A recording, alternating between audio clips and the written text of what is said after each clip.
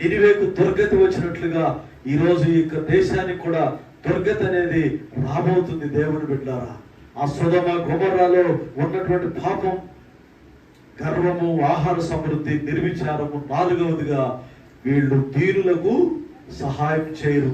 సమృద్ధిలో ఉన్నప్పటికీ దీనులకు సహాయం చేయరు. మన భారతదేశంలో ఉన్నటువంటి యొక్క సంపద, ఈ డబ్బు, ఈ ఆస్తులు, ఇవన్నీ కూడా కేవలం 10,000 మంది చేతిలో ఉన్నాయంట. 10,000 మంది చేతిలో. దేశ జనాభా ఈరోజు 160 కోట్ల మంది కంటే ఎక్కువ ఉన్నారు. 180 కోట్లకి రీచ్ అవుతున్నారు. ఎంత జనాభాలో ఈ ఆస్తులు, పాస్తులు, అధికారం ఇవన్నీ కూడా కొద్దిమంది చేతుల్లో ఉంటాయి. అందుకనే దేశంలో వరదలు. దేవుడు వాళ్ళని టార్గెట్ చేస్తున్నాడు. దేవుడు ధనికులను టార్గెట్ చేస్తున్నాడు. ఒక వార్తాపత్రిక, ఇంటర్నేషనల్ వార్తా